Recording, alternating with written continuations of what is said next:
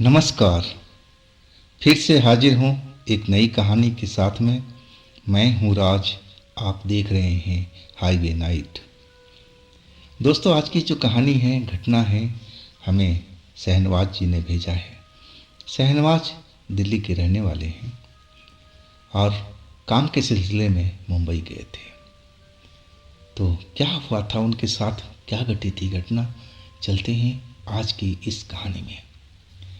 लेकिन दोस्तों, अगर आप मेरे चैनल पर पहली बार जुड़े हैं और अभी तक मेरे चैनल को सब्सक्राइब नहीं किया है तो प्लीज़ कर लीजिए और साथ में बेल आइकन को ज़रूर दबाइएगा। तो शुरू करते हैं आज की कहानी। दोस्तों, मेरा नाम शहनवाज है। ये घटना आज से 2 साल पीछे की है। मेरा तो खुद का अपना काम था, एक फैक्ट्री थी और मैं इसको चलाया करता था। लेकिन कोरोना के जब टाइम आया तो सब कुछ नाश हो चुका था। फैक्ट्री मेरा बंद हो चुकी थी और कहा जाए तो इतना परेशान तो मैं कभी नहीं हुआ था। अब कोरोना चला भी गया, लेकिन जो पूंजी थी ख़त्म हो चुकी थी। अभी फैक्ट्री तो हम चालू नहीं कर सकते थे क्योंकि उसके लिए अच्छा खासा पैसों की ज़रूरत थी। और मेरे पिता कहने लगे कि शहनवाज, खाली बैठने से तो अच्छा है कि कहीं काम करो। मैं भी पैसे के जुगाड़ में लगा हूँ और जैसे ही पैसा आ जाएगा हम फैक्ट्री को चालू करेंगे। लेकिन तब तक कुछ करो ना, 2 पैसा तुम भी कमा करके इकट्ठा करो ताकि मदद हो सके। अब मेरे कुछ दोस्त मुंबई में रहते थे, फैक्ट्री में काम करते थे और मेरी उनसे लगातार फ़ोन पर बात होती रहती थी। मैंने अपना दुख दर्द उनको बताया तो कहने लगे, शहनवाज तुम आ जाओ मुंबई, हमारी ही फैक्ट्री में काम कर लेना। और मैं पहुंच गया था मुंबई। फैक्ट्री में काम भी मिल गया, मैं काम भी करने लगा। और जो फैक्ट्री थी वो वहाँ से मेरा जो रिहाइश था, जो मेरे दोस्तों का घर था, करीब करीब पौन से 1 घंटे का टाइम लगता था बाइक के द्वारा। हाँ, मेरे दोस्तों ने मेरे लिए बाइक का इंतज़ाम भी करा दिया था, लेकिन उसका पैसा मैंने बाद में दिया था।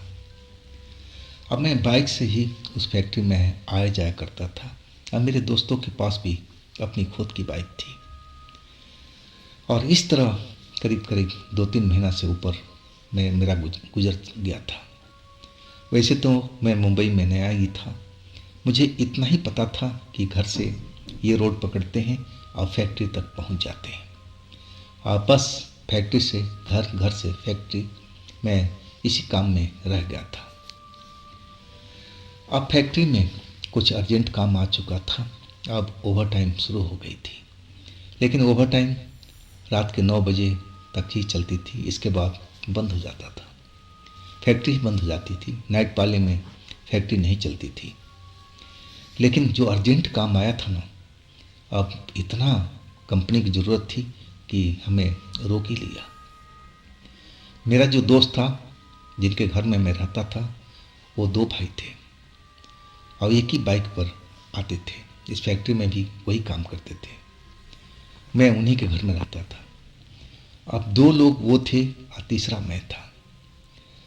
हम उसी फैक्ट्री में ओवर टाइम करने लगे थे। अब रात के करीब 1:30 बज चुका था, तब जा कर के काम ख़त्म हुआ। अब फिर हम निकले अपने घर की तरफ में। लेकिन मेरा जो दोस्त था ना, जो इसका मेरे दोस्त का छोटा भाई, वो बाइक चला रहा था जिस पर उसका बड़ा भाई बैठा था। और वो कहने लगा कि शहनवाज भाई, आओ तुम्हें आज एक शॉर्टकट रास्ता दिखाता हूँ। तुम्हें तो लंबा टाइम लगता होगा ना मेन रोड से आने जाने में, तो ये सड़क भी तुम देख लो। इसके बाद उस सड़क पर मुड़ गया था। इस सड़क पर आगे चल कर के शमशान घाट था और आज थी अमावस की रात। अब हमें तो पता ही नहीं था कि आज अमावस की रात है और आज की रात बहुत ही भयानक होती है। और भी शमशान वाला रास्ता था। शॉर्टकट जो रास्ता हमने लिया था आप मेरे वो दोनों भाइयों को भी नहीं पता था कि इस रोड पर कहीं पर शमशान घाट भी है। वो तो शॉर्टकट के चक्कर में इस रोड से जा रहे थे कि जल्दी हम घर पहुंच जाएंगे, नींद आ रही थी, ऐसे चक्कर में उन्होंने रोड ले लिया था। जब हम शमशान घाट के करीब पहुंच गए थे और तब आगे वाली बाइक जिसको मेरा दोस्त चला रहा था अब वो बंद हो गई। अब बंद हुई तो मैं अपना भी बाइक रोका। अब उस बाइक को स्टार्ट करने में लग चुके थे लेकिन बाइक स्टार्ट नहीं हो रही थी।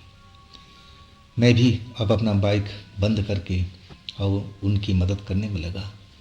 बाइक स्टार्ट करने में लग चुका था लेकिन कितना भी किक मारा बाइक स्टार्ट नहीं हुई, जबकि उसमें पेट्रोल भी था और सब कुछ कहा जाए तो बिल्कुल ठीक ही था। तो आखिर बात क्या था? अब कुछ समझ में नहीं आ रहा था कि ये बाइक में अचानक क्या हो गया इस सुनसान जगह पर। और तभी जो दोस्त थे हमारे दोनों भाई, एक भाई की नज़र रोड के साइड में पड़ी और वो देख करके हम दोनों की तरफ बोलने लगा, जरा देखना उधर, देखना उधर। जब हमने देखा रोड के किनारे अंधेरी साइड में तो एक 7-8 फुट जितना लंबा इंसान मुझे दिखाई दे रहा था और अंधेरी रात में भी उसका कपड़ा चमक रहा था, सफ़ेद कपड़ा पहने हुए था और लंबा काफ़ी दिखाई दे रहा था।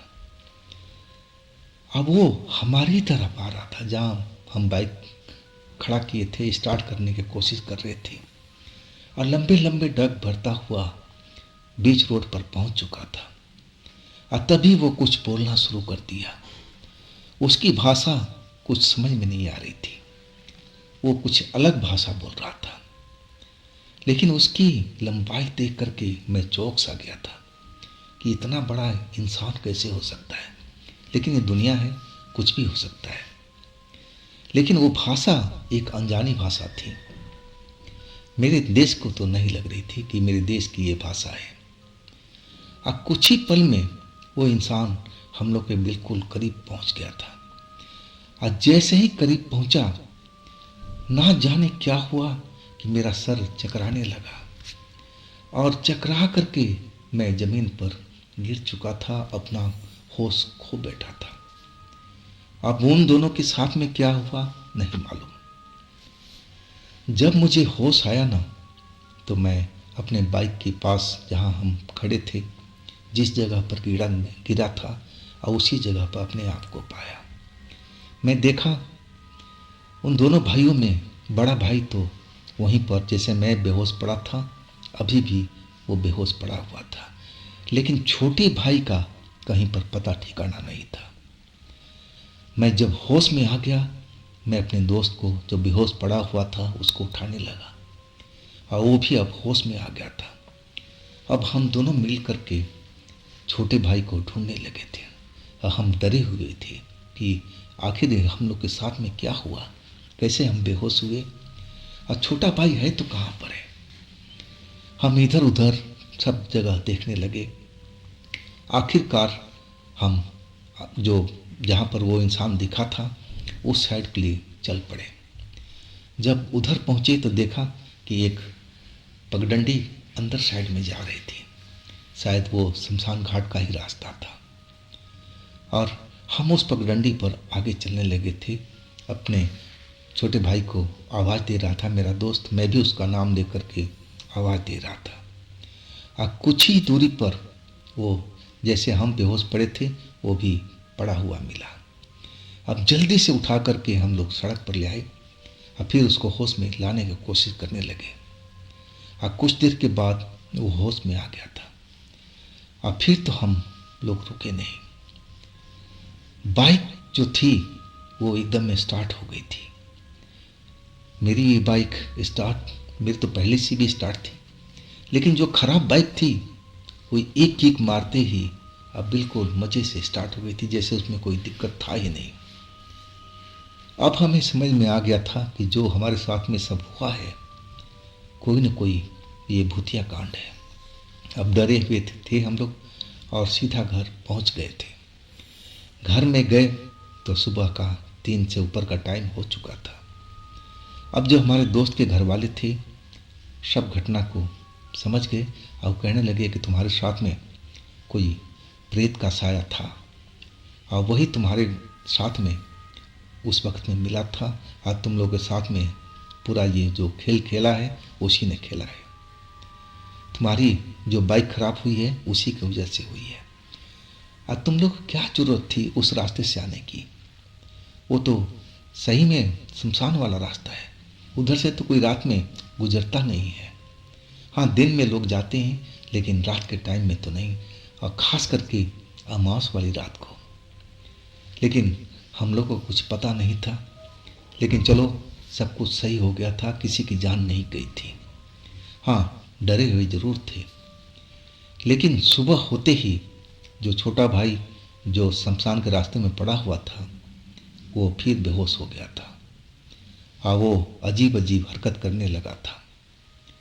अब घर के लोग समझ गए थे कि उसके ऊपर में उसी प्रेत का साया है और आखिरकार उसका झाड़ फूक हुआ और तब जा कर के उसकी सेहत में सुधार हुई थी। और उसके बाद से कभी भी हम उस रोड पर नहीं गए थे। उस दिन अगर हम नहीं जाते तो ये सब खेल नहीं होता। जिस रास्ते से मैं हमेशा आता था जाता था तो वो रास्ता तो चलता फिरता था, लेकिन एक शॉर्टकट लेने के चक्कर में ये सबसे बड़ा दुर्घटना होते होते हमारे साथ बची थी। उस रात कुछ भी हो सकता था। वो जो प्रेत था हम लोग को मार भी सकता था और छोटे भाई पर तो सवार भी हो गया था। अगर झाड़ फूक नहीं होता तो ना जाने उसके साथ में क्या होता, कुछ कहा नहीं जा सकता था। और इसके बाद मैं तो दिल्ली आ चुका था, हमारा फैक्ट्री का काम स्टार्ट हो चुका था। लेकिन इस घटना को मैं कभी भूल नहीं पाता हूँ। तो दोस्तों, ये थी शहनवाज जी की अपनी आप बीती। अगर आपके पास भी ऐसी कोई घटना है जो आप हमें भेजना चाहते हैं तो मेरे इंस्टाग्राम पर या मेरे व्हाट्सएप नंबर पर आप भेज सकते हैं, संपर्क कर सकते हैं। दोस्तों, ये भी चैनल आप ही का है तो इसको भी अपना प्यार दीजिए, लाइक कीजिए, सब्सक्राइब कीजिए, शेयर कीजिए। फिर हम मिलते हैं अगले रोज़ एक नई घटना, एक नई कहानी में।